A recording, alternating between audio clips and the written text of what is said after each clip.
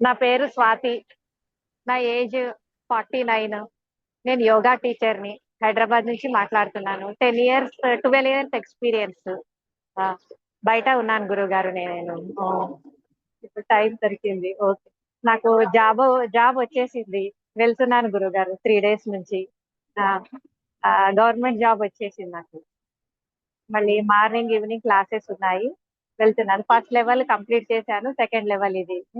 First లెవెల్‌లో నాకు మార్కులొచ్చాయి. నాలో మార్కులొచ్చాయి. సెకండ్ లెవెల్‌లోనేమో మా ఇంట్లో మార్కులొచ్చేసేసాయి. ఆ!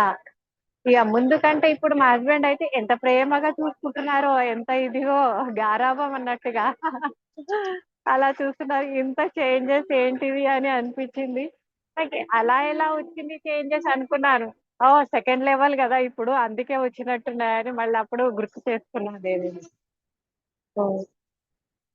ఇగ నేను తినకపోతే గూడా మా చిన్న బాబు గూడా మా వారు గూడా బాగా కొంచెం ఫీల్ అయ్యేవాళ్ళు. తింటలేవని.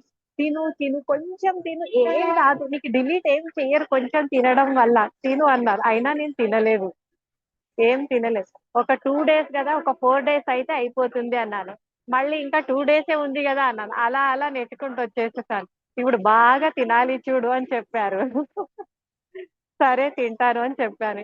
మా వారి దాంట్లలో అయితే ఇంట్లో అయితే మార్పులు చాలా వచ్చాయి గురుగారు.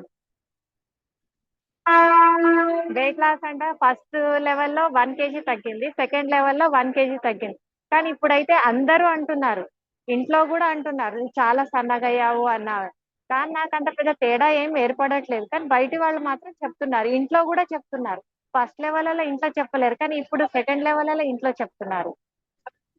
"నువ్వెంత సన్నగయిపోయావు. నేను భోజనం నీకు పెట్టలేదు" అనుకుంటారు వాళ్ళు. అలాగని చెప్తున్నారనమాట. ఆ! ఇంకా మెడిటేషన్‌లో లోపలైతే తన వరకు తను చేస్తూనే ఉన్నది లోపల. నేను ఏ పని జేసినా, మెడిటేషన్‌లో ఉన్నా సేమ్ అలాగే ఉన్నాయి. ఈక్వల్‌గా ఉన్నాయి. లోపల జరిగేటివి. ఇవి నావి గురువుగారు మార్పులనేటివి.